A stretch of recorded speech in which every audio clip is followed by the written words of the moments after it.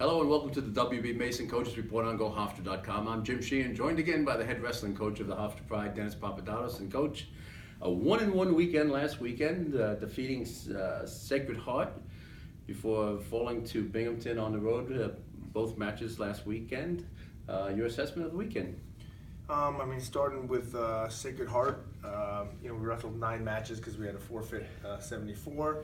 Out of the 9 matches we wrestled, we won 8 of them, and the one other match we lost, at 141, our guy kind of got banged up in the first 30 seconds. I'd like to see what would have happened in that match if we, didn't realize how banged up he was until after, but I would like to wrestle that match again if we were fully healthy and try to pull out all 9 wrestled matches. But, the guys, Sacred Heart, came to compete. It was their senior day. They fought hard in every match, and there was a lot of tough situations.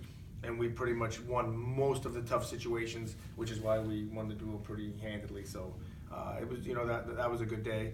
Binghamton, now we're forfeiting 2 weights because our 41-pounder got hurt. And I still thought we could have won the duel. We weren't expecting to get pinned to 25. We were expecting possibly the opposite. And I don't believe the 49-pound match was officiated that well. I felt like there were some points that shouldn't have happened. And so now if we win 49, and then don't get pinned at 25, we win the dual meet, even with forfeiting 2 weights. So, but, we were pinned at 25, so it wasn't like it was that is what it is. We got to do a better job in that situation. But the guys battled. Heavyweight was a heavy contested match, and we pulled that out. 57, Ricky Stam wrestled well. So the guys gave effort. We could have went 2-0. Forfeiting, as you know, in this game is very hard. Forfeiting twice is almost impossible to overcome, and we still kind of almost did, to be honest with you. Yeah, 2 forfeits and 2 losses by fall. That's 24 points there, and that's 100%. Tough to come back from. All right, you got 2 more road matches. You're heading into the home stretch of the EIWA season, the regular season. Yep. The second to last weekend, heading up to Providence on Saturday for the Brown Bears at 1 o'clock before driving over to Cambridge for a match against the Crimson of Harvard at 5 o'clock.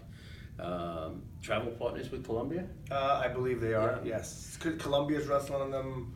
Columbia's wrestling Brown right before we wrestle them, and then Columbia's wrestling Harvard right before we wrestle them. Yes. So the Brown Bears have some pretty good wrestlers on that team. They're probably the tougher of the 2 teams you're facing this week. Yes. Yes. Your Harvard assessment of the Bears?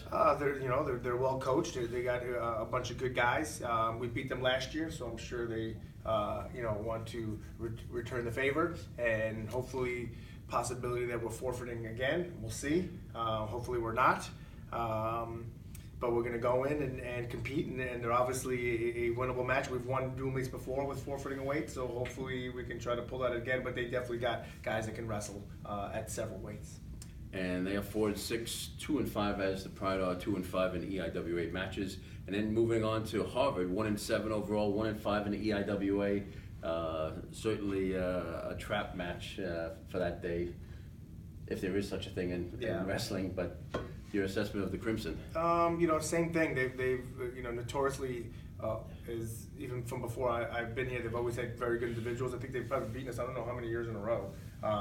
They're definitely a little down this year, so going in forfeiting doesn't really make things easier if we are going to do that. But just like Binghamton, we win 6-7 of the matches, we still can win the duel. So we're going forward with every guy being ready to compete and win their matches because they're important matches for EIWA reasons for later on.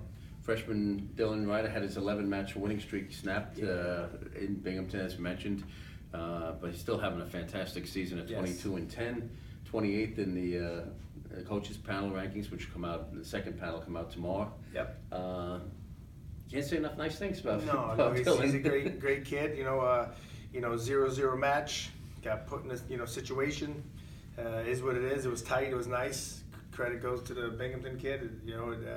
It happened. So but as I said before, Dylan's the kind of kid that he probably does better off losses than he does off wins. He takes them personal, and he tries to find the reason why they happened, and usually gets better for them. So I don't have any reason to believe that won't happen again. Well, we've said a lot about Dylan this year. Holden Heller got thrown Yeah. into the fire, and he's Yes. having a really good 100%. season, 12-8. I Basically felt- came on in mid-season. Yeah, January. So we pulled him out of red shirt, and he missed he missed all of preseason because of his came recovered from shoulder surgery. And as soon as he was able to go, we pulled him out of red shirt, put him in there, and he's doing a pretty good job. So gets better every week. So we hopefully continue that trend. Another guy, Ricky Stam, 15 and Yeah. 12 this year. Yeah. He's coming along very well. For sure. Finally, he's not injured, and his weight's under control. So he's doing better. And obviously, it's good to have Nazar Haddad Yes. on the winning ways For sure. this weekend, and good got luck to him this weekend. Two pretty tough kids. Omar's been wrestling much better. Garrett's been super improved. So there's, as much as there's some adversity always going on, we've also have some seriously nice bright spots. So they'd be easier to show if we didn't have as much adversity that we have to deal with every week. But the guys do it without complaining, and that's what we're tasked to do. So we'll do it. We're 3 weeks before the EIWA Championships up in Binghamton. Good time to be peaking. Yeah, for sure. I think so. The guys are, in good spirits, and that's what we're trying to work on. Work on the things we need to get better for EIWAs. Try to win these 2 dual meets. Then we got George Mason after that. Kind of take it day by day, week by week. Just looking to get better, to peak, to feel optimally ready to wrestle that first, weekend in March. Well, good luck this weekend against Brown in Harvard. Thank you. Hofstra against Brown at the Pizzatola Center in Providence at 1 o'clock on Saturday. And then Hofstra and the Crimson of Harvard at the Malkin Athletic Center in Cambridge at 5 o'clock. Thank you for watching the WB Mason Coaches Report on GoHofstra.com. Thank you.